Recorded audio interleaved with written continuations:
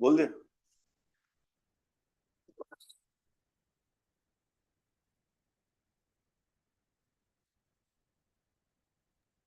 So we are live now. We can start.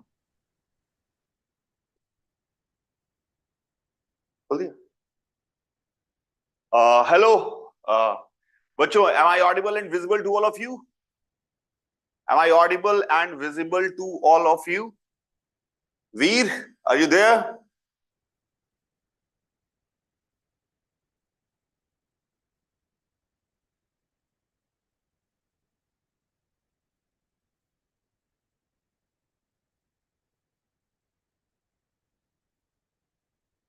Usha?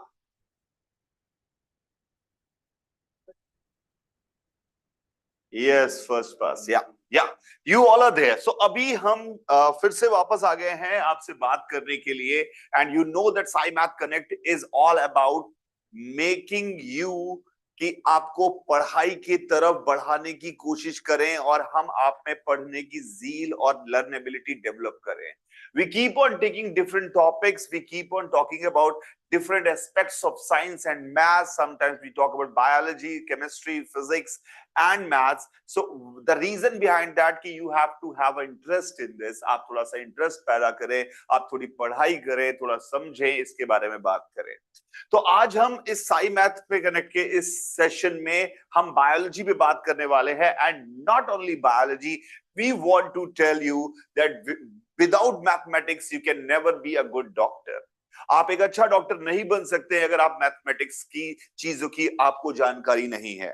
एक simple से example में देखें, अगर मैं अपना जाके भैया टेस्ट कराऊं, ब्लड टेस्ट कराऊं, फुल ब्लड टेस्ट कराऊं, तो वो मुझे रिपोर्ट देता है. रिपोर्ट में लिखा हुआ है ये हीमोग्लोबिन, ये इतना इतने मिलीग्राम. आपको अगर समझ में नहीं आ रहा कि क्या कितना है और कितना होना चाहिए, what is the meaning of range, किस बीमारी, इसके ज्यादा होने से क्या प्रॉब्लम होती है, इसकी किस वैल्यू से क्या फर्क पड़ता है, then obviously it would be very difficult you to be a good doctor. You have to understand the report, you have to understand कि what is written in that, what ratio, what value, what is milligram, what is gram, what is this. You have to understand each and every number. Is one of the thing, the basic thing you have encountered. And in biology you will find different kind of mathematical approaches there. If today's date अगर मैं बात करूं तो bio में बच्चे research कर रहे हैं, बायो इन्फॉर्मेटिक्स पे बात कर रहे हैं, जेनेटिक्स पे बात कर रहे हैं, those guys are really good in mathematics and computing skills, because without mathematical and computing skills it is impossible to cope up, it is impossible to analyze the things. इस बात को समझिए, biology is a purely observational science, and observation comes with statistics, and statistics is the branch of mathematics. You see different kind of, अगर आपको दिख रहा है, जैसे फॉर एग्जांपल एक अच्छा डॉक्टर कैसे बनता है? अच्छा डॉक्टर बनता है जब उसके एक ही तरह के बहुत सारे पेशेंट आए होते हैं, पेट दर्द करने के पेशेंट आए होते हैं, तो उसके पास डेटा है बहुत सारा कि इस तरह के पेशेंट्स में अगर इस तरह का दर्द हो रहा होगा तो इसका सिम्टम से ये पता चल रहा है कि ये हुआ हो सकता है. वो बिना देखे, वो आपको सिर्फ आपके बात सुन के कि आपको कहाँ कहाँ क्या दर्द हो रहा है, वो उसको एग्जैक्टली पता चल जाता है कि डायग्नोस कर लेता है, वो समझ जाता है कि क्या बीमारी है, बिकॉज उसके पास डेटा है. तो data analysis is a very important thing which is very useful in bio informatics and genetics. So without wasting time, we're going to talk about this, and in this case we are going to discuss floral formulas also, because the name of the आज के session का नाम है, पर main चीज है mathematics की बात करें. मैथमेटिक्स इन बायोलॉजी में जब हम बात करने वाले आते हैं, तो जो हम बात कर रहे होते हैं, तो सबसे पहली चीज जो हमारे सामने एक चीज है जो लोगों को बहुत परेशान करती है और बहुत अमेज करती है, वो है फिबोनाची सीरीज.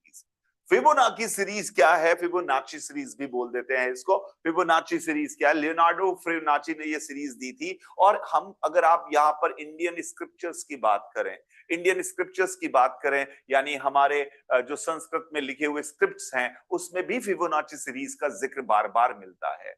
फिबोनाची सीरीज कैसे बनती है, पहले उसकी मैथमेटिक्स की बात करें, तो फिबोनाची सीरीज में दो नंबर हमने बेस नंबर लिए, 0 और 1. इनसे हम स्टार्ट करते हैं. आगे के नंबर बनाने का एक पैटर्न है, एक पैटर्न है. उस पैटर्न को हम यहाँ पे फिबोनाची सीरीज या सीक्वेंस कहते हैं. वो ये है कि 0 + 1 करके अगला नंबर बन रहा है 1, अब 1 + 1 करके अगला नंबर बन रहा है 2, और 1 + 2 करके अगला नंबर बन रहा है 3, 2 और 3 करके अगला नंबर बन रहा है 5, 3 और 5 करके अगला नंबर बन रहा है 8, 5 और 8 करके अगला नंबर बन रहा है 13, 13 और 8 करके अगला नंबर बन रहा है 21, 21 और 13 करके अगला नंबर बन रहा है 34 and it is a diverging series जो बढ़ती जा रही है। इस सीक्वेंस का नाम फिबोनाची सीक्वेंस है। Why it is so important, what is good about it, I mean it is just a calculation कि जोड़ते जाओ नंबर बनते रहता है। फिर the reason is that when somebody wants to see Fibonacci series or its related ratio, which is called golden ratio, it will blow your mind. It is so amazing. It is so amazing that whenever you go in, observe the nature and you find something very beautiful, then it is following Fibonacci series. It is following Fibonacci series. I forgot the name. Some Abidi is considered to be most beautiful woman in this planet. उसका अगर जो face में जो कहाँ positioning है, eyes की, knows की, lips की, उन पोजीशनिंग के पॉइंट ऑफ व्यू से जब हम देखते हैं तो जितना हम गोल्डन रेशियो के बहुत करीब होते हैं, मेरे बहुत खराब होगा, उतना बढ़िया उनकी खूबसूरती दिखती है। तो गोल्डन रेशियो या फिबोनाची सीरीज बहुत काम की चीज है। मैं दोनों की बातें करता हूँ। फिबोनाची सीरीज ये सीक्वेंस है and you will find here hundreds of cases. You just try to see. आप अपने घर में अभी आपके सामने एप्पल हो, एप्पल काट के देखिए, एप्पल काट के देखिए और एप्पल जब आप काट के देखेंगे तो उसमें सीड्स होंगे। आप उन सीड्स को काउंट करिए, वो डेफिनेटली इसी फिबोनाची सीरीज के किसी एक नंबर के बराबर होंगे। यानी इस इतनी अमेजिंग बात है ये कि फिबोनाची सीरीज ही मिलती है। You will not get those number which is not the part of the Fibonacci series and this is everywhere in nature. Whenever you go, whatever you observe, you will find that somehow it is related with Fibonacci series. So it is, isn't it astounding? Yes, this sequence goes up to infinity, Veer. It goes up to infinity. It keep on increasing. I mean, you just keep on increasing this value. अब मैं एक छोटा सा example, because we are going to talk about, अगर मैं यहाँ पे कुछ फ्लावर्स के पेटल्स की बात ली, मैंने जो स्टैंड, आप किसी भी पेटल्स देखिए, नंबर ऑफ पेटल्स काउंट करें तो लिली में अगर हम काउंट करेंगे 3, तो 3 was the number Fibonacci series. हम बटरकप में देखेंगे 5 पेटल्स, डेल्फिनियम में देखेंगे 8 पेटल्स, हम कॉर्न मैरीगोल्ड में देखेंगे 13 पेटल्स, हम एस्टर में देखेंगे 21 पेटल्स, हम डेजी में देखेंगे 34 पेटल्स। तो ये पेटल्स जो नंबर यूज हो रहे हैं, दिख रहा है आपको? The number you are using 3, 5, 18, 13, 21, 34, these all numbers are belonging to Fibonacci series. So amazing. I mean, if you start observing Fibonacci series all around you, you will be totally amazed. You will find कि यार ये क्या खतरनाक बात है, Fibonacci series क्या हर जगह दिखाई देती है? हाँ, दिखाई देती है। और उन्होंने, लियोनार्डो दा विंची ने अपनी इसी बात को लिखने की कोशिश की कि फिबोनाची सीरीज हमें हर जगह दिखाई देती है, और इस फिबोनाची सीरीज के बारे में डिस्कशंस किए। अब ये फिबोनाची सीरीज जब हम यहाँ पे बात कर रहे हैं, इसके आगे जब हम बढ़ते हैं, एक आता है गोल्डन रेशियो। आपने कहा क्या है गोल्डन रेशियो? एक बार एक काम करते हैं, वापस आते हैं, अपनी फिबोनाची सीरीज को देखते हैं और यहां से स्टार्ट करते हैं। 5/3 की वैल्यू आप निकालिए, 5/3। फिर आप वैल्यू निकालिए 8/5 की वैल्यू, फिर आप वैल्यू निकालिए 13/8 की वैल्यू, आप फिर निकालिए 21/13 की वैल्यू, फिर आप निकालिए 34/21 की वैल्यू। आप इस तरह से ये सारी वैल्यूज निकालिए and what you figure out, the all values tends to a particular number. They are very close to a particular number, and that particular number is almost 1.6128.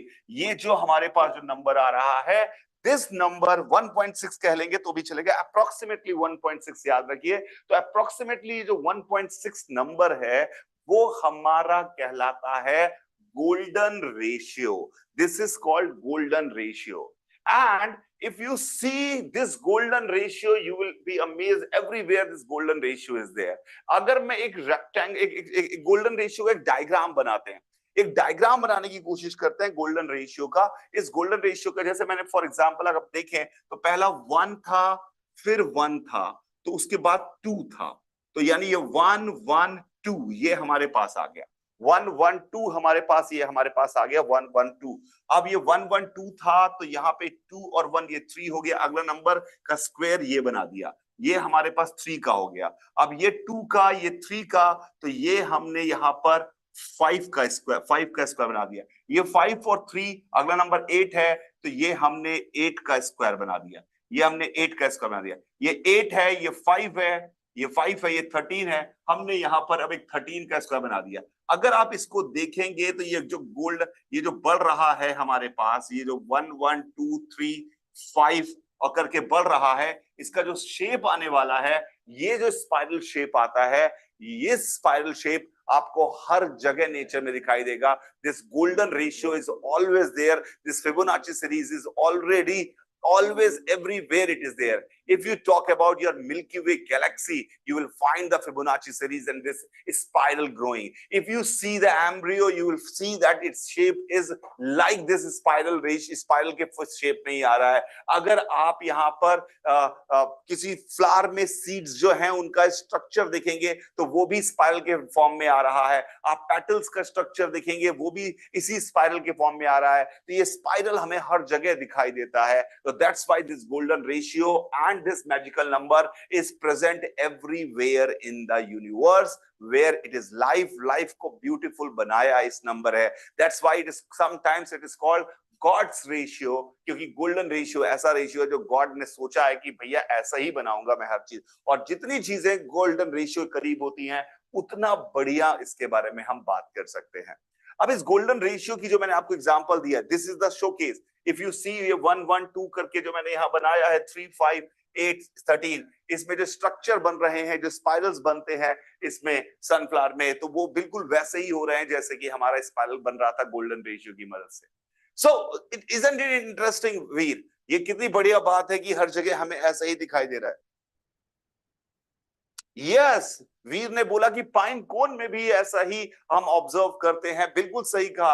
I haven't taken all the examples. If I would take all possible examples of Fibonacci series and golden ratio, the whole hour will be spent even more than that, it will take more than that time. मैं सारे cases अगर आपको यहाँ से demonstrate करके दिखाने लगूं, slide चलाते रहूं, हर सेकंड में स्लाइड चलाता रहूं, तो 1 घंटे से ज्यादा लग जाएगा और सारी स्लाइड खत्म नहीं होंगी अगर मैं सिर्फ आपको बिना बोले स्लाइड दिखाऊं। पर हमारे पास समय कम था तो हमने बहुत सारे नहीं पर कुछ एग्जांपल जरूर लिए हैं जिनके थ्रू हमें ये सीक्वेंस दिखाई दे। जैसे कि फेस, सुंदर फेस हो, ये अच्छा फेस नहीं है क्योंकि ये गोल्डन रेशियो को फॉलो नहीं कर रहा, it's a golden ratio face follow कर रहा है, तो ये सुंदर फेस बन रहा है। तो फेस का स्ट्रक्चर इस तरह से बनाया गया है कि गोल्डन रेशियो को फॉलो करे।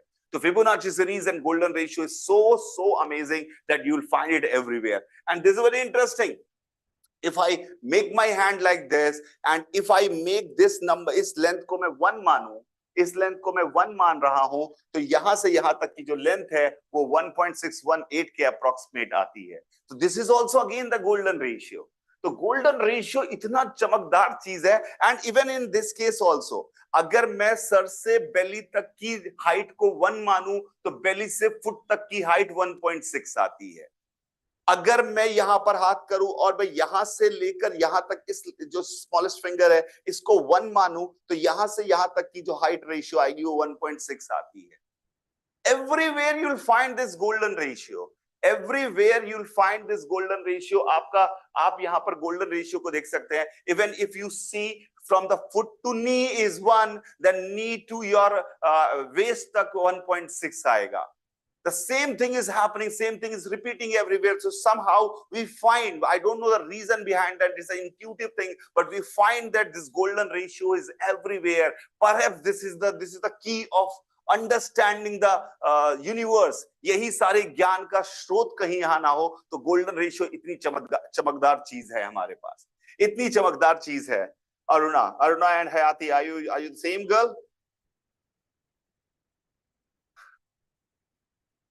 या परफेक्ट, बहुत ही बढ़िया। तो अब ये आगे भी हम बात करने वाले हैं। अब बायो में मैं और डिटेल में घुसूंगा तो मैं अपने आप को बायो का उतना बड़ा एक्सपर्ट नहीं समझता हूं। मुझे लगता है कि हाँ, आई अंडरस्टैंड मैथमेटिक्स, पर बायो भी समझता हूं, पर I am not that expert. So I thought कि I should call somebody who understand biology। उनको बुलाने की कोशिश करूंगा और आपके सामने मैं निशान सर को बुलाने वाला हूं ताकि वो आए और हमारे साथ आपको दिखाएं कि मैथ्स की कहां क्या जरूरत है। प्लीज निशान सर आइए। सो से हेलो टू निशान। हेलो बच्चों, कैसे हैं आप लोग? सब बढ़िया सर। अब निशान सर, जैसे कि सर। आपने कुछ कुछ चीजें बोली कि और जी, कहाँ बिल्कुल। कहाँ हमें दिखाई देता है, ये क्या ग्राफ बनाया हुआ है, इसको प्लीज थोड़ा सा एक्सप्लेन करिए। सर क्या है सबसे ये? पहले तो जैसे आपने बताया कि मैथमेटिक्स हर जगह लगा हुआ है, बायो में भी मैथमेटिक्स है डेफिनेटली। तो यहाँ पर एक आपको पॉपुलेशन का ग्रोथ, यहाँ पर एक कर्व मिल रहा है, ग्रोथ कर्व हमारे पास में है। ये एक तो रेड कर्व बना हुआ है और एक ब्लू कर्व बना हुआ है। जो रेड कर्व है वो ये बता रहा है कि अगर हमारे पास सब कुछ अनलिमिटेड है, अगर हमारे पास रिसोर्सेज अनलिमिटेड हैं, तो हमारी जो पॉपुलेशन की जो ग्रोथ होगी वो एकदम स्टीडी जाएगी और एक जे शेप कर्व बन जाएगा। लेकिन हमें पता है कि यहाँ पर कभी भी रिसोर्सेज अनलिमिटेड नहीं हो सकते हैं, कहीं ना कहीं कोई एक लिमिट आती है।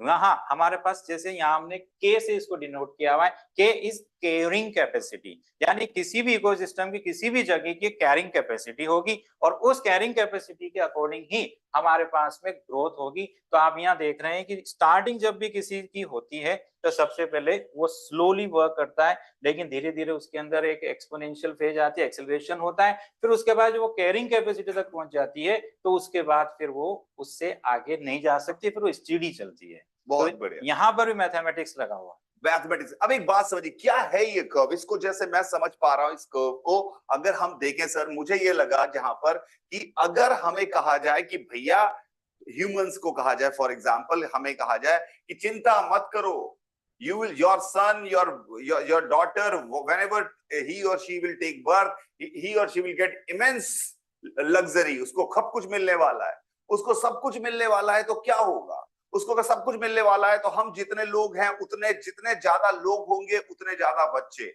और जितने ज्यादा बच्चे हो गए उतने ज्यादा लोग, यानी कि दिन दुगनी रात चौगनी हमारी तरक्की होती रहेगी, हमारी पॉपुलेशन बढ़ती रहेगी। इसको कहते हैं यहाँ पे फर्स्ट ऑर्डर काइनेटिक्स, जो इसमें यहाँ पे इस्तेमाल हुई है, इसमें हम कहते हैं कि नंबर ऑफ पैदा होने वाले बच्चे, यानी rate of change of number is proportional to number. यानी 50 लोग हैं तो वो 50 लोग हैं तो वो जितना पैदा करेंगे, मान लो उन्होंने 50 लोगों ने 100 बच्चे पैदा किए तो अब 150 बच्चे आ गए, तो 150 लोग आ गए। 150 लोग जब मार्केट में आए तो 150 लोग जो है वो 450 पैदा करेंगे, कि 50 लोगों ने 300 पैदा करेंगे, और 150 से 300 ये हमारे पास पॉपुलेशन 450 हो गई। अब ये 400 लोग जो हमारे पास आ रहे हैं, ये 400 लोग 800 लोग पैदा करेंगे, यानी कि ये जैसे जैसे नंबर बढ़ता जा रहा है वैसे वैसे बढ़ता रहेगा। This growth is exponential growth called exponential. लेकिन हमारी लाइफ इतनी सिंपल नहीं है। हमें बच्चे पैदा करते समय कंट्री में, सोसाइटी में, घर में ये सब समझना पड़ता है, देखना पड़ता है सर कि भैया कितने बच्चे हम पाल पाएंगे, उनको स्कूल भेजना है, क्या है, वही सारी चीजें सर ने केयर कैपिंग करी है, केयरिंग कैपिंग, यानी ये आपका बताया कि इससे ज्यादा नहीं है, इतना ही है, तो उसके हिसाब से बच्चे पैदा करने चाहिए। तो अगर हम पहले बहुत तेज चल रहे होते हैं तो ये हमें स्लो डाउन करता है कि भैया इसके ऊपर नहीं बढ़ सकते। तो गवर्नमेंट को पॉलिसीज बनानी पड़ती है, 50 तरह के मेजरमेंट्स लेने पड़ते हैं, प्रिवेंटिव मेजरमेंट्स लेने पड़ते हैं, लोगों को एजुकेट करना पड़ता है। हम फैमिली वाइज एजुकेटेड हैं तो ठीक है, नहीं तो हर जगह जो एजुकेटेड नहीं है उनको एजुकेट करना पड़ता है कि you can not grow exponentially. और इस तरह की ग्रोथ का जो नाम है उसका नाम है लॉजिस्टिक ग्रोथ। लॉजिस्टिक ग्रोथ को इसलिए कहा गया है इसको क्योंकि लॉजिस्टिक चीज का मतलब है अवेलेबिलिटी जो हमारे पास है उसके हिसाब से हमने ग्रोथ की है। तो this is what mathematics is there because उनको बनानी पड़ेगी, के की वैल्यू गवर्नमेंट को डिसाइड करनी पड़ेगी। बायोलॉजी जो बड़े बड़े हमारे पॉलिसी मेकर हैं वो डिसाइड करते हैं कि भैया इतनी ग्रोथ है, इतना कैपेबिलिटी है, हमारी कंट्री की इतनी पॉपुलेशन हो सकती है, इससे ज्यादा पॉपुलेशन होगी तो बहुत गड़बड़ होने वाली है, इससे ऊपर नहीं बढ़नी है पॉपुलेशन डेंसिटी को। तो उसके हिसाब से ये फंक्शन डिसाइड किया जाता है। एंड यू कैन डेफिनेटली, अगर आप इसको n as a function of time चाहिए, जैसे कि इस वाले केस में अगर n as a function of time चाहिए तो dn/dt की वैल्यू को अगर हमने kn लिखा है तो हमारे पास n की वैल्यू जो आ जाएगी e की पावर n नॉट e की पावर kt आ जाती है, और इसी का ये ग्राफ है। इसी तरह इसका भी एक वैल्यू निकल के आ सकती है। तो this is, I am right sir? मैंने सही बोला सर? बिल्कुल सर। तो ये मॉडल पॉपुलेशन ग्रोथ और डायनामिक्स थी। और भी कैसे चीजें, ऐसा कि ये मॉडल पॉपुलेशन ग्रोथ देखते कैसे हैं कि कैसे बढ़ रहे हैं, घट रहा है, इसको देखने का क्या तरीका है? ये सर इसमें हमारे पास ये पॉपुलेशन डेंसिटी रहे, इसके अंदर जितनी भी आपके पास बर्थ्स होंगी, वो जो बर्थ आपके पास में है उसको आपको ऐड करना है, क्योंकि हम जब पॉपुलेशन डेंसिटी निकाल रहे हैं तो हमें पता होना चाहिए कि हमारे पास कितने लोग नए ऐड हो रहे हैं। तो आपको प्लस करना रहेगा बर्थ को, और अगर कोई बाहर से हमारी पॉपुलेशन के अंदर आ रहा है, तो जब कोई बाहर से सपोज कोई अमेरिका से हमारे पास इंडिया में रहने के लिए परमानेंटली यहाँ पर बांग्लादेश वाले जैसे या जो वहाँ के लोग अभी माइग्रेट कर रहे हैं, हाँ। तो वो जो इमिग्रेशन जब हमारे वहां से होगा तो उसको भी हमें अपनी पॉपुलेशन डेंसिटी में ऐड करना पड़ेगा। क्यों? क्योंकि ये लोग हमारे साथ शामिल हो रहे हैं तो हमारी पॉपुलेशन डेंसिटी बढ़ जाएगी। लेकिन मॉर्टेलिटी यानी कि अगर हम बात कर रहे हैं डेथ की, तो जब डेथ होगा तो उन लोगों को आपको माइनस करना रहेगा, वो लोग हमारी पॉपुलेशन से हट जाएंगे। या सपोज कोई लोग यहाँ से किसी दूसरी कंट्री में चले गए, परमानेंटली सेटल हो गए, उनका इमिग्रेशन हो गया है, तो उन लोगों को भी हमें अपनी डेंसिटी अपनी पॉपुलेशन से माइनस करना है। यानी कि यहाँ पर भी हमारे पास नंबर है सर, क्योंकि हम बिना नंबर के इनकी काउंटिंग कर ही नहीं सकते और हमारे को पता ही नहीं लगेगा हम कितने बढ़ गए हैं या हम कितने माइनस हो रहे हैं। किसी भी साइंस को समझने के लिए नंबर्स तो पता होने चाहिए, बिना नंबर्स के साइंस में ग्रोथ नहीं की जा सकती। एक इंपॉर्टेंट मुझे जहां तक इंफॉर्मेशन है कि जो आज हमारे यहाँ जो इंडिया में बिकॉज बच्चे कितने पैदा हो रहे हैं उसके हिसाब से हमें बहुत सारी चीजें देखनी पड़ेगी, बिकॉज लेटर हम ये चीजों को, जैसे सर ने बताया, तो policy maker has to think कि 25 साल बाद अगर इसी रेट से बर्थ रेट रहा और इसी तरह से मोर्टेलिटी रही, तो बर्थ रेट और मोर्टेलिटी के हिसाब से अगर हमारे 25 साल बीत जाएंगे तो उसके बाद हमारे पास पॉपुलेशन इतनी पहुंच जाएगी, क्या हम रिसोर्सेज में उससे ऊपर ग्रो कर रहे हैं कि नहीं। रिसोर्सेज, और हमेशा वो कोशिश करते हैं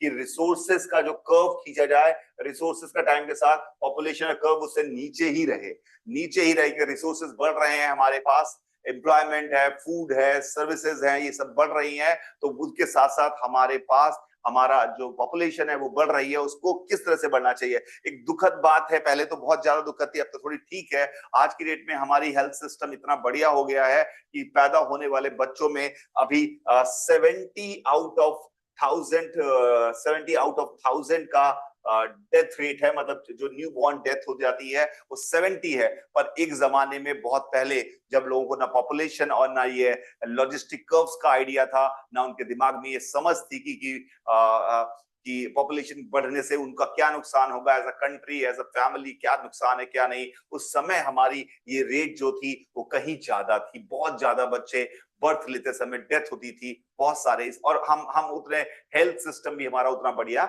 नहीं डेवलप हो पाया था। सिमिलरली अगर मैं मोर्टेलिटी की बात करूं तो यहां पर हमारी एक एज डिफाइन की जाती है, एक्सपेक्टेंसी, एज एक्सपेक्टेंसी एक वर्ड होता है जो इंडिया में शायद 62 इयर्स है, मैं right sir? Yes sir, 62 years है। तो इंडियन एज एक्सपेक्टेंसी 62 इयर्स है।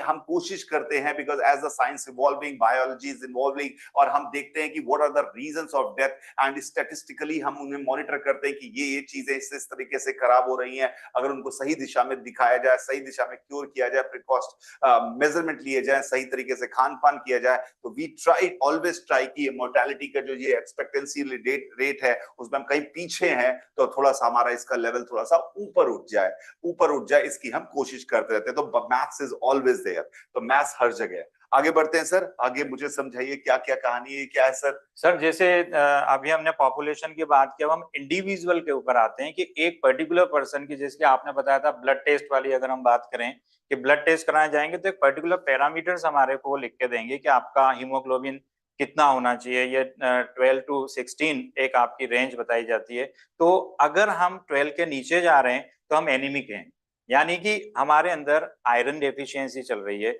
और अगर हम 12 to 16 की रेंज में चल रहे हैं, इसका मतलब हमारा ब्लड जो है, हमारे पास जो है आयरन डेफिशिएंसी नहीं है, वी आर फिट। तो वहां भी हमने कहीं ना कहीं मैथमेटिक्स यूज किया है।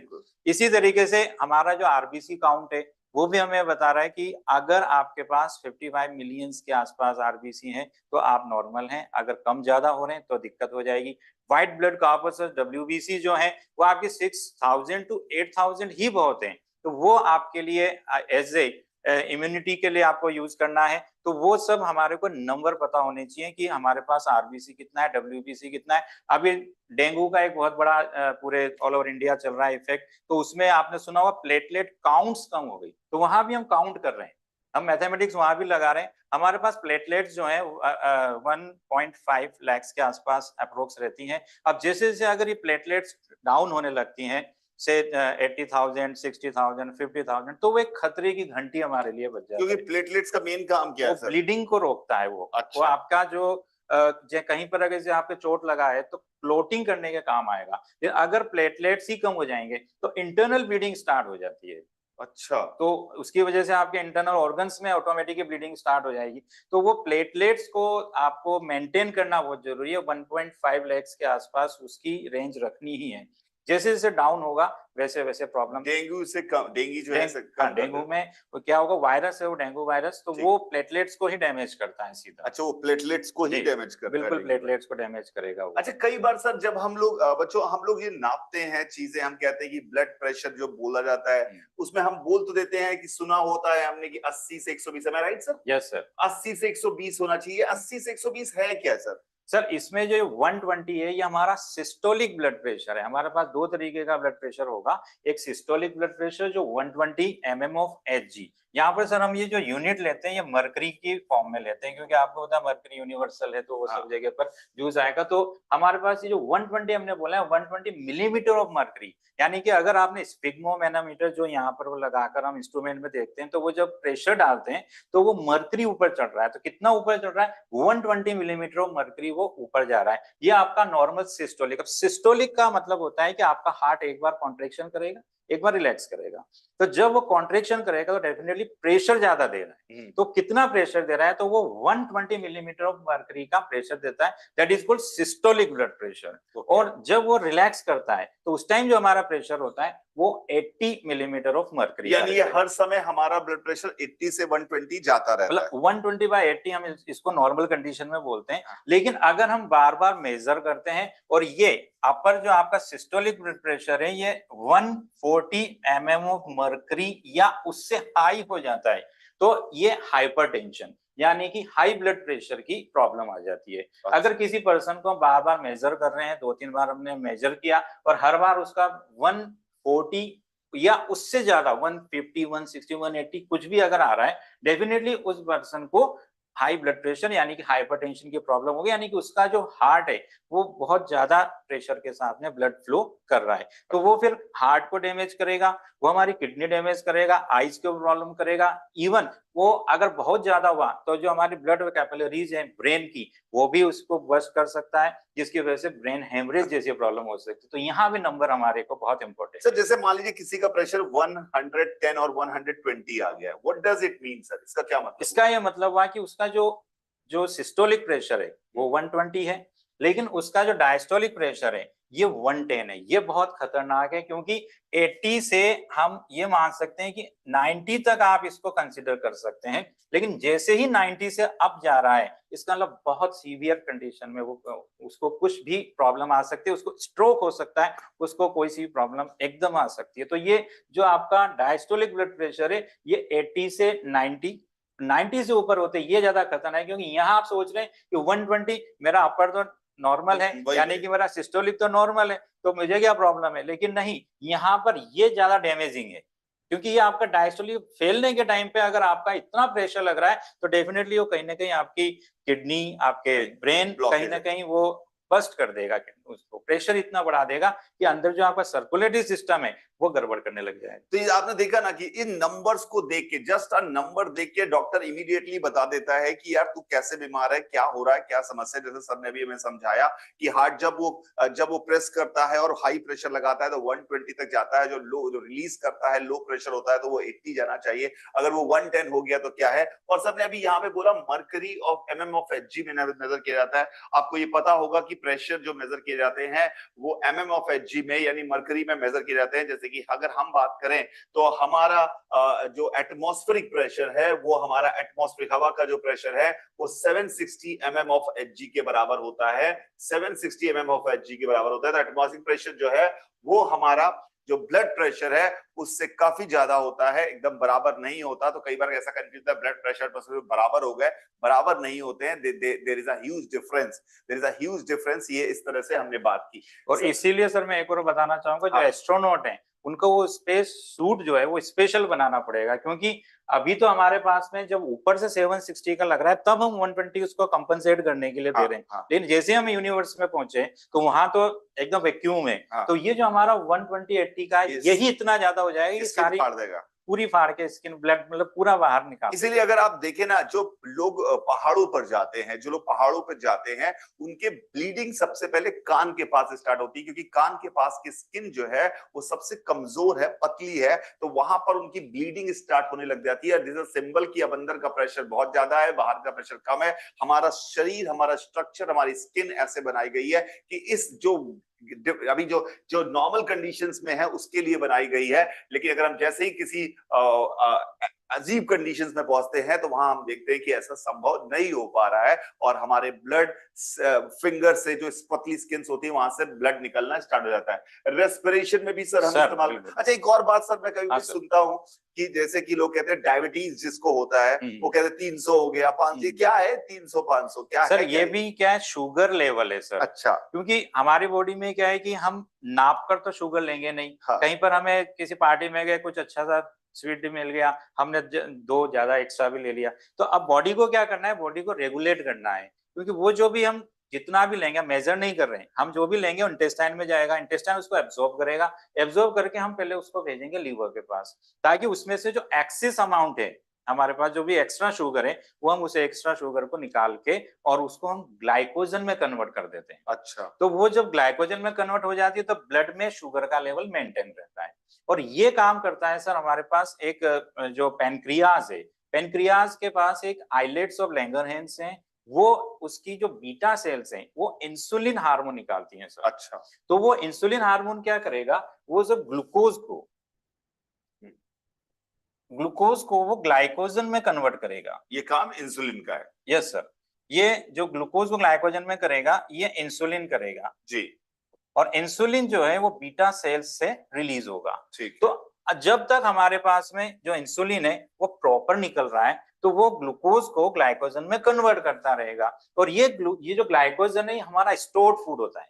जैसे प्लांट्स का स्टोर्ड फूड है स्टार्च, अच्छा, वैसे ही हमारा स्टोर्ड फूड है ग्लाइकोजन। अच्छा। तो जब भी हमारे पास कुछ एक्सिस होता है तो हम उसको ग्लाइकोजन में कन्वर्ट करके एक तो रखते हैं लीवर में या मोस्टली हम रखते हैं मसल्स के अंदर। ठीक है, ये हमारे पास स्टोरेज पॉइंट है। और जब हमें जरूरत होती है, जैसे तो हम निकाल लेते हैं। कभी रात को आपको 2 बजे जरूरत पड़ गई है ग्लूकोज की, तो उस टाइम तो हम खाने नहीं बैठेंगे, तो उस टाइम तो आप क्या करेंगे कि इस ग्लाइकोजन को आप वापस से ग्लूकोज में कन्वर्ट कर लेंगे जो यानी आपने ये स्टोर किया था। इंटरनली हमने क्या किया हुआ है, हमारे सिस्टम ऐसा इतना बढ़िया से डेवलप है कि हम स्टोर करके रखते हैं। The same fundamental we use here in mechanical engineering also, we use हम यहाँ पर फ्लाई व्हील्स यूज करते हैं, जो कि क्या करते हैं कि एनर्जी, एक्स्ट्रा एनर्जी को अपने पास रख लेती है। या फिर हम इलेक्ट्रिक सर्किट्स में कैपेसिटर यूज करते हैं कि जब चार्जिंग चल रही होती है तो वो चार्ज हो जाते हैं और वो एनर्जी स्टोर कर लेते हैं, जब जरूरत पड़ेगी तो देंगे। तो यही सेम काम यहाँ पर भी हो रहा है, एनर्जी स्टोर करके रख ले रहा है और जब हमें जरूरत पड़ेगी तो किसे कहते हैं डायबिटीज।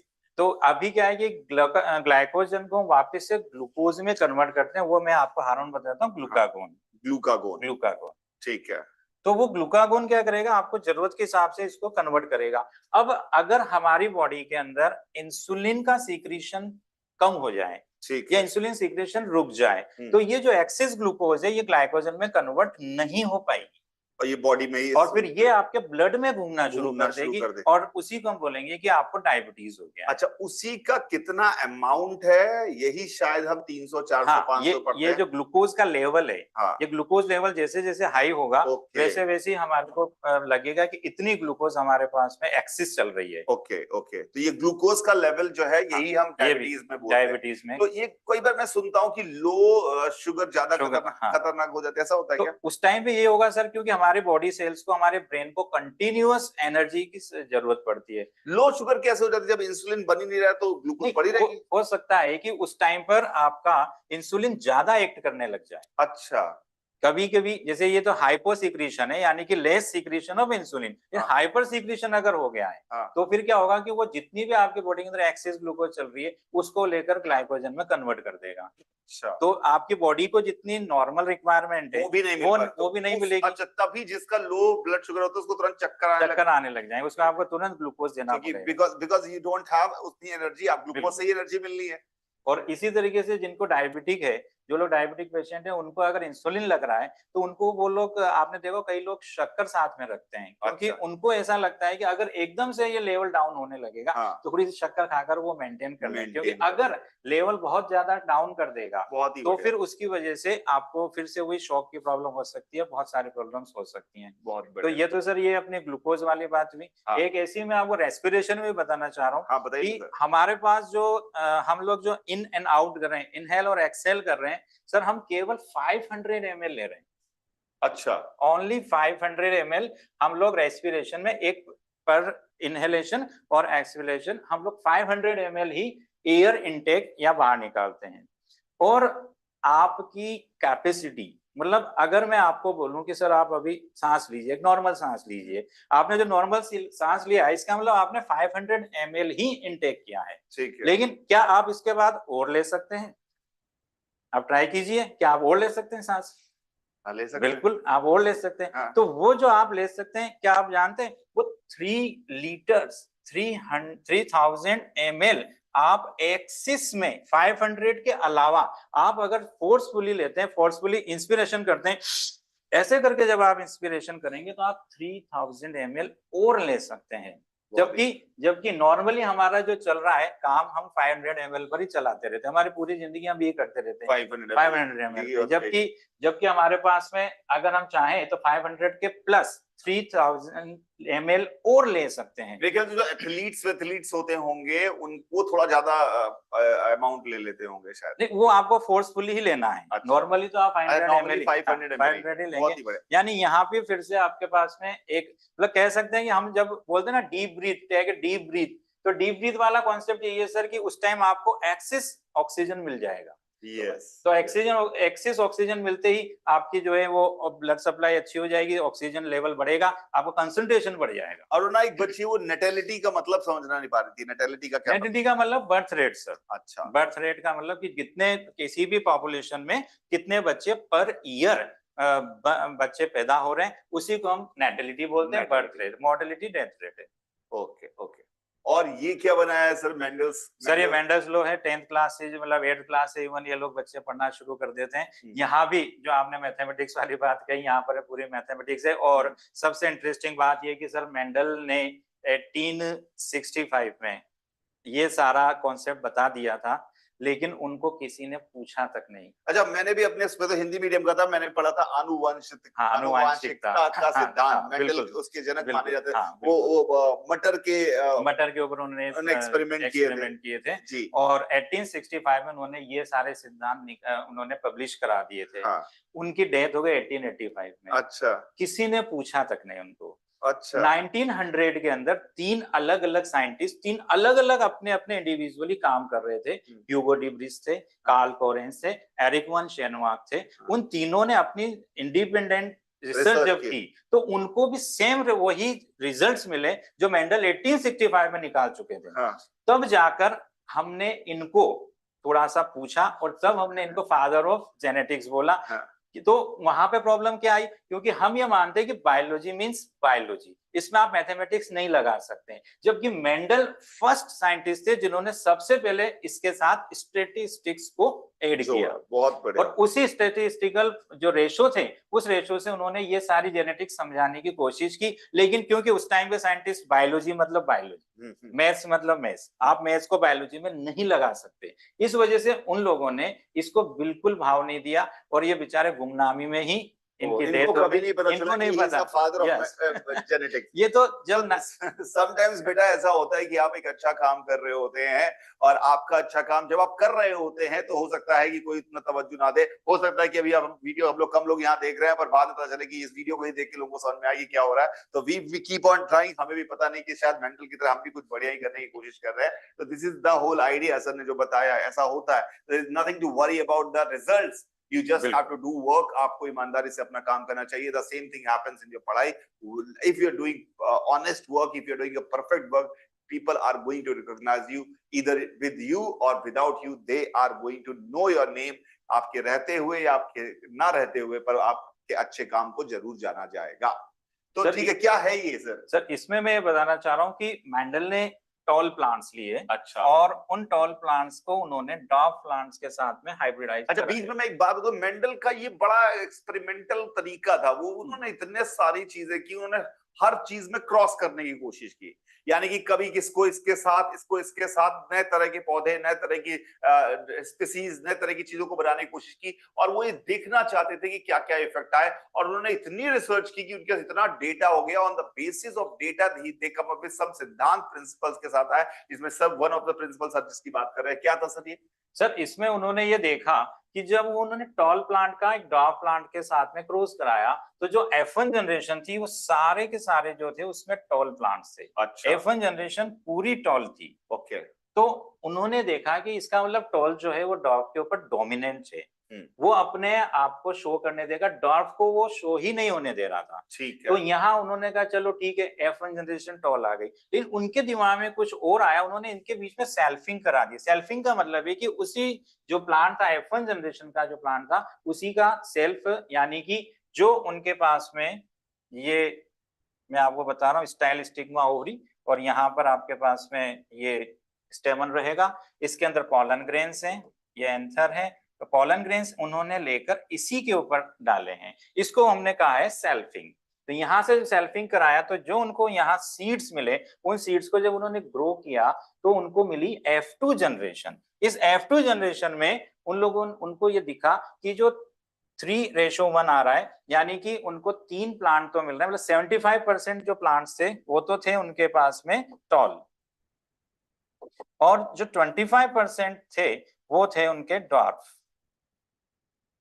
तो उन्होंने देखा कि ठीक है ये F1 जनरेशन तो सारी टॉल थी, अब अचानक से F2 जनरेशन में 25% डॉर्फ कहाँ से आ गए, तो वो उनको एक चौंकाने वाली बात थी। फिर उन्होंने उसके ऊपर और आगे बात किया, तो जब उन्होंने बाहर से देखा तो बाहर से उनको 75% टॉल मिले और 25% डॉर्फ मिले, लेकिन जब उन्होंने इनका ये था, इसको हम बोलते हैं सब फिनोटिपिक रेशो, मतलब बाहर से एक्सटर्नल स्ट्रक्चर से जो भी हमें चीज दिख रही है वो फिनोटिपिक है। लेकिन जब उन्होंने इसके जीन्स पर बात की तो उनको कैपिटल टी कैपिटल वाले यानी कि 1, फिर कैपिटल टी स्मॉल टी ये आपको 2, और स्मॉल टी ये आपको मिला 1। तो एक पर्टिकुलर रेशो आ रहा है यहाँ पर, यानी कि जो हम बोल सकते हैं कि 25% जो है 25% प्योर टॉल थे और 50% जो थे वो आपके हाइब्रिड थे, उसमें टॉल भी था और उसमें डॉर्फ भी था, और जो 25% बाकी बच रहे हैं इनके अंदर ये पूरी तरह से डॉर्फनेस आ चुकी थी, क्योंकि इसके साथ कोई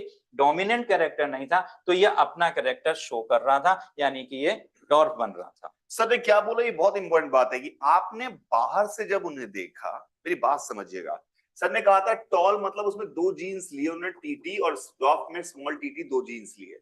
जब इन्होंने फर्स्ट जनरेशन कराई तो चारों जनरेशन जो बनी हमारे एक हिस्से लेकर टीटी टी कैपिटल, ये भी दिखने में, सर ने जो बोला कि बाहर से दिखने में ये टॉल जैसे दिख रहे हैं, लेकिन ये एग्जैक्टली इंटरनली उनका जीन जो है वो एग्जैक्टली टॉल वाला जो जीन था उसके जैसा नहीं है। इनका जीन जो है वो टॉल स्मॉल का कॉम्बिनेशन का जीन है।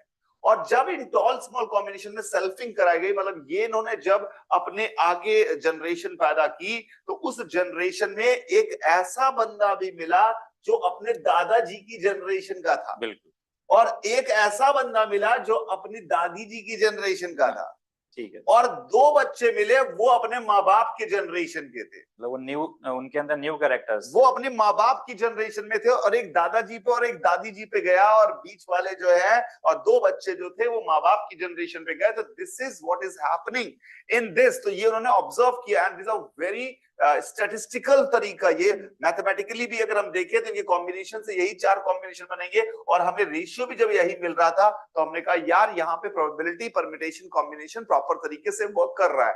इसीलिए आज हम इसी अगर बायो ओलंपियाड में भी एक सवाल आया था, उसमें बताया था कि इतने तरह के जीन्स के पॉसिबिलिटीज बताई, और उसके बाद बोला कितने तरह के बच्चे पैदा हो सकते हैं। This is totally based on probability. Exterior से मत समझिएगा इंटरनली जीन्स उनका कैसा है, तो इनका जीन अलग था, तभी तो जब इन्होंने सेल्फिंग की तो ये कुछ और रिजल्ट आया। इनका जीन ना इससे मिलता था एग्जैक्टली, ना इससे मिलता था। इन माँ बाप का जीन इनके बच्चों से बिल्कुल अलग था, और इन्होंने अलग तरीके की जनरेशन को पैदा किया, उसके कैरेक्टर्स कुछ उठाए और उसको आगे पैदा किया। तो ये मेंडल्स का लॉ था। यही Yes, हमारे में भी एक्स वाई और ये हम जो करते हैं। बिल्कुल सर, हमारे पास भी जो है टोटल नंबर ऑफ क्रोमोसोम तो 46 है, लेकिन 46 में से हमारे पास में 44 क्रोमोसोम तो मेल और फीमेल सब में सेम है। अच्छा, और वो जो 44 क्रोमोसोम्स हैं वो हमारा जो ये जनरल कैरेक्टर्स हैं, आपकी हाइट क्या है, आपका कलर क्या है, आपका आई कलर क्या है, आपके कर्ली हेयर्स हैं, स्ट्रेट हेयर्स हैं, ये सारी जो आपके जो कैरेक्टर्स डिसाइड होंगे ये सब इन 44 से ही डिसाइड होते हैं। ओके। ये कॉमन बाल्डनेस भी इसी से आई है। यस सर, बाल्डनेस जो है सर ये इसके साथ नहीं है, वो वाई के साथ जुड़ेगा वो। अच्छा, क्योंकि आप कभी भी देखेंगे सर कि जो फीमेल्स होती हैं वो कभी भी बाल्ड नहीं होती। अच्छा, वो कभी हो ही नहीं सकती क्योंकि उनके पास में 2 एक्स जीन है। तो आपने ये देखा है कि एक्स एक्स बनते ही ये फीमेल बन जाती है, और जब हम एक्स वाई की बात करते हैं तब वो मेल बनता है। तो हम ये मान सकते हैं कि जो हेयर जो है वो वाई का पार्ट है, इन 44 का पार्ट नहीं है। नहीं, इसमें नहीं है वो। तो इसमें आपके पास में ये यहाँ पर क्योंकि उनके पास 2 एक्स हैं तो वो उसको कवर कर लेंगे, लेकिन आपके पास एक ही एक्स था इसलिए वो प्रॉब्लम कर रहा था।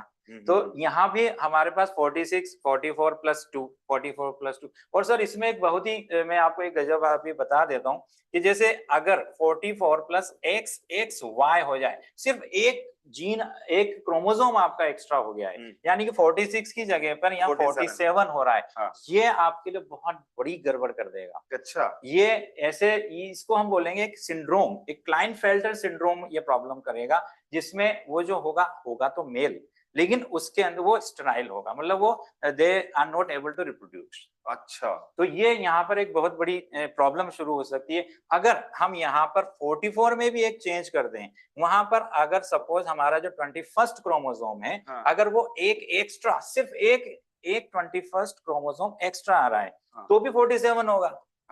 लेकिन वो 47 होते डाउन सिंड्रोम हो जाएगा, जिसके बच्चे आपने अपने गली में देखे होंगे, मतलब बहुत कॉमन ही है, जिसमें चाइनीज टाइप होते हैं, छोटी हाइट रहती है, यहाँ से नोज दबी हुई रहती है, मुंह फुलावा रहता है, तो वो डाउन सिंड्रोम हो जाता है। तो सिर्फ एक क्रोमोसोम एक्स्ट्रा होते ही आपके लिए या तो वो स्टेरिलिटी ले आएगा, या आपके अंदर वो ऐसे कैरेक्टर्स शो कर देगा जिससे आप मतलब इंडिविजुअल सर्वाइव नहीं कर पाएंगे। इसकी जगह अगर हम एक एक क्रोमोसोम कम कर दें, वो भी हमारे लिए बहुत बड़ा नुकसान कर देता है। कभी ऐसा नहीं होता क्रोमोसोम चेंज होने में बढ़िया फायदा मिला, ऐसा फायदा नहीं मिला, नुकसान ही है। नुकसान ही है सर, क्योंकि हमारे को 46 जो है वो सेट करके यानी कि रखा है। 46 गॉड ने हमारे लिए एकदम परफेक्ट कॉम्बिनेशन, इसमें हल्का सा भी जीन में एक क्रोमोसोम पे चेंज आने से आपका पूरा का पूरा बिहेवियरल और आपका फिजिकल और कैरेक्टरिस्टिक्स सब बदल जाते हैं। तो दिस इज वेरी एस्टोनिशिंग और इंटरेस्टिंग बात। इसके बारे में मेंडल की बात तो हमने बात ये की, उसके बाद सर ये क्या है, ये लेंथ ऑफ? सर ये कुछ डीएनए की बात कर रहे हैं। हमारी बॉडी के अंदर डीएनए मतलब डीएनए हमारा जेनेटिक मटेरियल है, और इसी से ही आपके कैरेक्टर्स डिसाइड हुए हैं। अच्छा, क्योंकि डीएनए में अगर कुछ भी चेंज होगा तो वो आपके ऊपर शो करेगा। डीएनए क्रोमोसोम्स में होता है। तो क्रोमोसोम जैसे अभी हमने बात की, एक क्रोमोसोम बढ़ गया, एक क्रोमोसोम कम हो गया, या क्रोमोसोम का एक छोटा सा पार्ट भी अगर टूट जाता है तो वो भी आपके अंदर ड्रास्टिक चेंज ला सकता है। अच्छा, तो डीएनए हमारे पास में जो है वो एक पर्टिकुलर फिक्स अमाउंट में होता है। हमारे पास एक सेल में, एक सिंगल सेल में सर 2.2 मीटर लॉन्ग डीएनए है। अब सेल का साइज आपको सोच भी नहीं सकते कितना छोटा है उसमें, एक पर्टिकुलर सेल में। और हमारे पास मिलियंस के रखा हुआ है, कैसे घुमा के बना हुआ है कि उसमें 2.2 मीटर सर ने बोला एक सेल में। सेल आप समझते हैं, सेल के अंदर भी न्यूक्लियस, और न्यूक्लियस के अंदर आपको डीएनए मिलेगा 2.2 मीटर लॉन्ग। अब अभी तक तो मेरे ख्याल से कोई साइंटिस्ट ऐसा कोई थ्रेड नहीं बना पाया जो उस नैनोमीटर के न्यूक्लियस के अंदर 2.2 मीटर का डीएनए इंसर्ट कर सके। अच्छा, तो वो जो हमारे पास 2.2 मीटर जो डीएनए है उसके अंदर हमारे पास में जो भी कैरेक्टर्स हमारे हैं वो सारे न्यूक्लियोटाइड्स की फॉर्म में लगे हुए हैं। उसमें भी नाइट्रोजन बेस एक होता है जो थोड़ा हम लोग बाद में, क्योंकि शायद नेक्स्ट हमारा डीएनए पे रहेगा, उसमें हम लोग उसके ऊपर डिस्कस करेंगे। अभी मैं आपको बता रहा हूँ कि जैसे हमारे जो एक बैक्टीरियोफेज है, ये एक बैक्टीरियोफेज वायरस है। ये ऐसा वायरस है जो बैक्टीरिया को खाता है। अच्छा, ये हमारे ऊपर अटैक नहीं करेगा। जैसे मैं अगर आपको एक कप भर के बैक्टीरियोफेज पिला दूं आपके, और मेरे बॉडी में वायरस आ गए, अभी मेरे को मार देंगे, तो नहीं, ये आपके ऊपर अटैक ही नहीं करेगा। तो ये केवल बैक्टीरियाओं के ऊपर अटैक करने वाला वायरस है। इसका नाम है सर 5X174। ओके, ये 5X174 जो होता है, इसके अंदर आपको सिर्फ 5386 न्यूक्लियोटाइड्स मिलते हैं। अच्छा, तो ये हमारे पास में न्यूक्लियोटाइड्स की रेंज है कि अगर बैक्टीरियोफेज है 5x174 तो उसके अंदर आपको 5386 ही मिलेगा, यूनिवर्सल है। जहां से भी आप कहीं से भी उठाएंगे आपको यही न्यूक्लियोटाइड्स की नंबर वहां बहुत ही मिलेगी। बढ़िया। इसी तरीके से एक बैक्टीरियोफेज और है सर, लैम्डा। लैम्डा, लैम्डा के अंदर आपको 48,502 ये क्या करता है सर? ये भी सर बैक्टीरियोफेज ही है, ये भी बैक्टीरिया के ऊपर अटैक करेगा। उसी का दूसरा, हाँ, दूसरी टाइप है ये, तो थोड़ा उससे बड़ा हो गया, एडवांस हो गया है। तो ये बेस पेयर्स की यहाँ पर बात कर रहे हैं। तो जैसे सपोज हमारे पास में अगर एडिनिन एक है न्यूक्लियोटाइड और उसके साथ में हम लगा रहे हैं थाइमिन, तो ये हमारा एक बेस पेयर बन गया। ऐसे ही जैसे हमारे पास ग्वानिन है तो ये ट्रिपल बॉन्ड के साथ साइटोसिन के साथ जुड़ गया, आपका दूसरा बेस पेयर हो गया। तो ऐसे इसके अंदर 48,502 बेस पेयर्स की एक लेंथ बनी है, एक पर्टिकुलर लेंथ, मतलब इतने बेस पेयर्स। ये तो अभी मैंने 2 बेस पेयर बनाए, ये 1 और 2। ऐसे आपको 48,502 बेस पेयर्स लेने, तब आपका लेम्डा का पूरा डीएनए आप निकाल पाएंगे। हमारे में कितने बेस पेयर्स होते हैं सर? हमारे पास में ये रहे हैप्लॉइड जो है हमारा, हमारे पास 3.3 × 10⁻9 बेस पेयर्स है। यानी कि जो पूरा हेलिकल स्ट्रक्चर बन रहा है उसमें इतने बेस पेयर्स इतने टोटल हमारे पास। और ये तो हैप्लॉइड की मैं बात कर रहा हूँ, सिंगल की, क्योंकि हम लोग डिप्लॉइड हैं, हमारे पास डबल सेट मतलब 2 हैं, तो हमारे पास 6.6 × 10⁻9 बेस पेयर्स है। दैट इज वाई इतने सारे बेस पेयर अगर हैं तो उनके अगर कॉम्बिनेशन देखे जाए, कौन सीढ़ी के किस जगह पे लटका हुआ है, ये जो बेस पेयर्स हैं ये कहाँ कैसे लगे हुए हैं, इनका स्ट्रक्चर कैसा है, कौन किस ऑर्डर में लगा हुआ है, अगर इस ऑर्डर को समझा जाए तो हम देखेंगे कि इतने सारे पॉसिबिलिटी हो जाती है। That's why it is very unlikely, we can not say with guarantee, but it is very unlikely, almost impossible to find 2 person with same DNA. That's why DNA is the real test. DNA is the real test.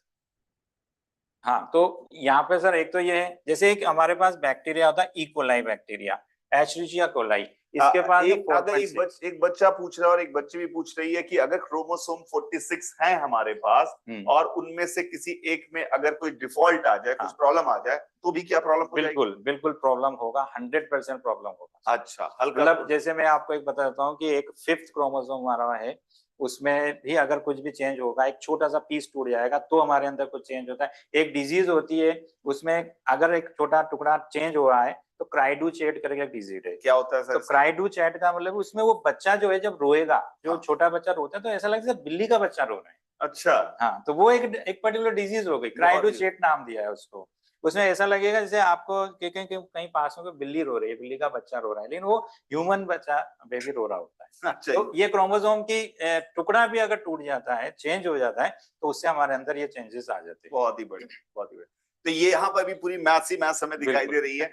ये क्या है आपने? Sir ये एक हमने human genome project लिया था। हाँ। और ये एक बहुत ही मेगा प्रोजेक्ट था। अच्छा। और मेगा प्रोजेक्ट ऐसा था कि अगर मैं इसकी फाइंडिंग्स को अगर मैं बुक की फॉर्म में लेता हूं तो मुझे 33,000 बुक्स की जरूरत पड़ेगी। अच्छा। हर बुक में 1000 पेजेस होंगे और हर पेज पे 1000 लाइन्स होंगी।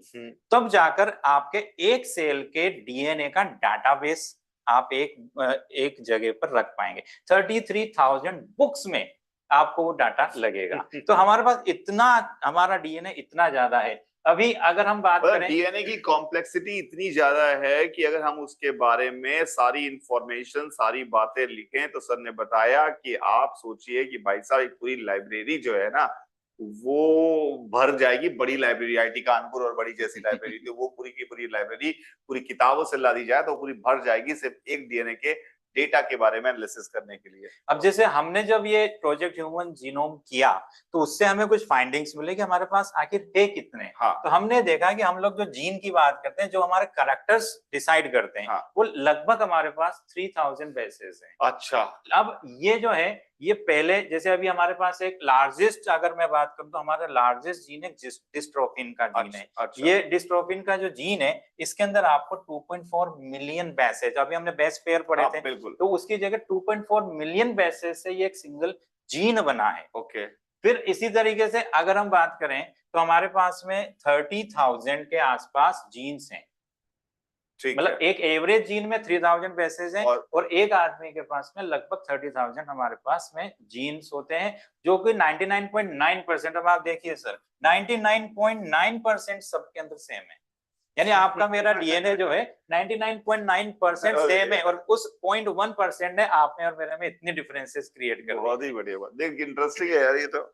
हाँ सर। फिर इसके बाद में जैसे हमारे पास में अभी हमें जो 50% है, हाँ। उनके तो अभी फंक्शन हमें पता ही नहीं पता है। ही नहीं है ये जिस क्या दिन ये पता लगेंगे शायद हम एक बहुत बड़ी धूम मचा देंगे, क्योंकि जैसे अभी हमने बात की थी इंसुलिन वाली, हो सकता है कि हम कुछ ऐसा कर दें कि वो जो इंसुलिन, क्योंकि डायबिटीज क्यों हुई है, इंसुलिन प्रोड्यूस नहीं हो पा रही है, इसका कारण पता चल जाएगा। बीटा सेल डैमेज हो रही है, बीटा सेल बना नहीं पा रही है। तो हो सकता है अभी हम डॉक्टर के पास जाते हैं, डॉक्टर आपको इंसुलिन देता है या कोई भी एक टेबलेट देगा हाँ। कि भैया आपको कब तक खानी है, लाइफ टाइम खानी है। हाँ। लेकिन हो सकता है कि आने वाले टाइम में हम उस इंसुलिन का जीन ही कट करके उसकी जगह पर नया जीन रिप्लेस कर दें। बहुत ही फिर हो सकता है कि उसके बाद फिर आपको डायबिटीज नॉर्मली खत्म हो जाए। उसके बाद अभी जैसे आप जो हमारे पास जितने बॉडी में प्रोटीन्स बन रहे हैं सर, ये 2% से भी कम है। वही प्रोटीन्स, इतने सारे प्रोटीन जो आपका बाल बना रहा है, आपके नाखून बना रहा है, स्किन बना रहा है, बॉडी के अंदर फाइब्रिनोजन प्रोटीन है, ब्लड में है, हर जगह प्रोटीन्स हैं, वो केवल 2% से कम जीनोम हमारे लिए प्रोटीन बना देता है। और जो हमारा फर्स्ट नंबर क्रोमोसोम है, फर्स्ट क्रोमोसोम, उसके पास में सबसे ज्यादा जीन्स होते हैं। और जो वाई हमारा, जो आप एक्स वाई की बात कर रहे थे, एक्स के वाई के पास सबसे कम है 231। और अभी आपने कुछ दिनों पहले पढ़ा हो तो ये वाई मतलब हो सकता है थोड़ा टाइम बाद साइंटिस्ट डर रहे हैं कि कहीं ये गायब ना हो जाए, क्योंकि ये छोटा होता जा रहा है, मुड़ गया है, स्ट्रेट नहीं है, ये ऐसे फोल्ड जीन है, ये छोटा है। ये अभी मैंने भी एक आर्टिकल में पढ़ा था कि there is a possibility that women की संख्या सदाचार से खत्म हो जाए, यहाँ पर औरतें विलुप्त हो जाए, तो आदमी विलुप्त हो जाए। सॉरी, वाई की बात हो रही है, एक्स तो विमेन होगी, आदमी विलुप्त हो जाए, ये पूरा का पूरा दुनिया औरतों के कंट्रोल में हो जाए। वो चाहती भी हैं आजकल की औरतें कि भैया हम ही कंट्रोल करें। तो ये बिल्कुल चांसेस इसके दिखाई दे रहे हैं, क्योंकि जो वाई क्रोमोसोम है, सर ने बताया कि as we growing we are observing it is ये जो है वो छोटा होता जा रहा है, सिकुड़ रहा है, छोटा होता जा रहा है। सर अब हम we are approaching to the end, तो हम ये फ्लोरल फॉर्मूले पे भी बात कर लेते हैं, एक्चुअली इसी पे बात करें। तो फ्लोरल फॉर्मूले में आप ऑब्वियसली जो फ्लावर है उसका, उसमें जो उसको डिफाइन करने के लिए सेपल्स, पेटल्स, मेन पार्ट बता देता हूं सर आपको। हाँ। जो इसमें जो आउटर मोस्ट होगा सर, सेपल्स होंगे, जो ग्रीन कलर के होते हैं। आपने जब भी देखा हो बड जो होती है वो ऑलवेज ग्रीन रहती है, वो जो सेपल्स, उसको जो प्रोटेक्ट कर रहे हैं बड स्टेज में, वो सेपल्स हैं सर। ठीक है। और जो सेपल्स हैं, ये तो एक इंडिविजुअल को मैं सेपल बोलूंगा, और इनका ग्रुप जो है उसको मैं कैलिक्स बोलूंगा। कैलिक्स तो कैलिक्स होगा और इंडिविजुअल सेपल होगा।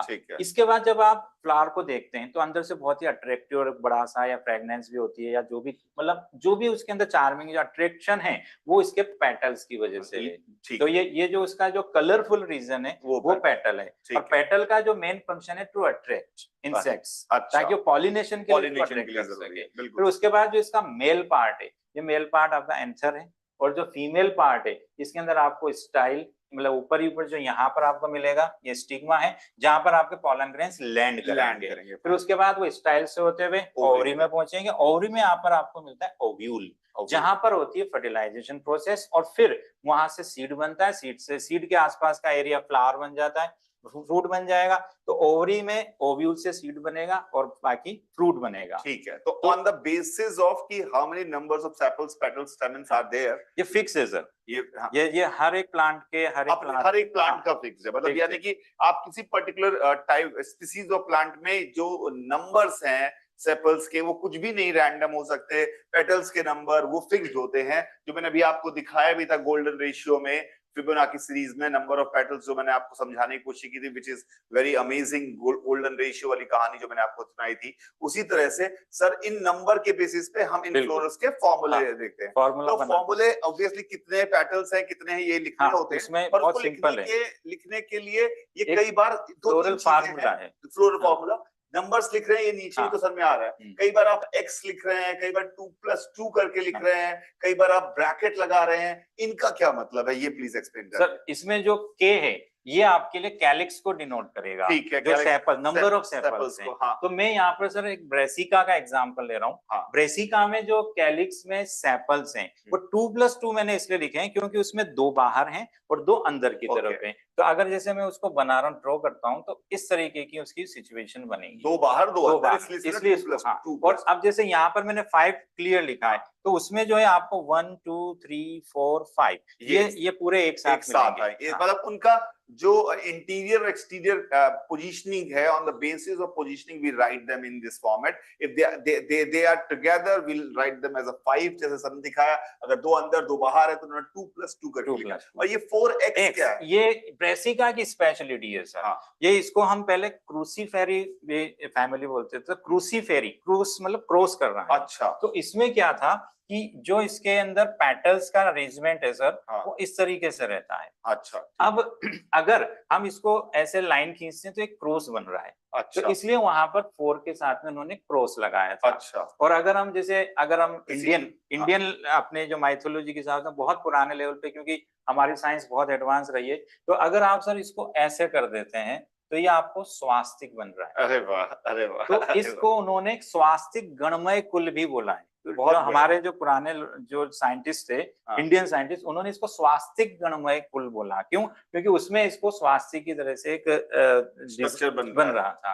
अब इसमें 2+4 की बात कर रहा है वो। तो 2+4 इसलिए सर क्योंकि इसमें 2 जो है वो बाहर की तरफ है, ओके, और जो 4 हैं वो अंदर की तरफ, वो अंदर। तो मतलब 2 रोल्स में आपको ये मिलेंगे। ओके। बाहर वाले में आपको 2 मिल रहे हैं, अंदर वाले में आपको 4 मिल रहे हैं। यानी अगर पोजीशनिंग अलग अलग है तो हम प्लस करके लिखते हैं, अदरवाइज हम एक साथ लिख देंगे। जैसे इसमें हमें 5 है तो हमारे जो 5 एक साथ एक ही लेवल, बिल्कुल एक ही लेवल पे बनेंगे। अब इसमें जो गायनोशियम है इसके अंदर आपको 2 मिल रहा है। तो यहाँ पर हमने इसको इस तरीके से डिनोट किया है। जैसे आप ब्रेसिका में देखेंगे तो इस तरीके से आपको 2 यहाँ पर लोक्यूल्स मिल रहे हैं। तो ये 2, और क्योंकि ये दोनों फ्यूज्ड हैं इसलिए हमने इसको ब्रैकेट में बंद कर दिया है। अंडरलाइन का मतलब है कि ओवरी सुपीरियर है। अच्छा।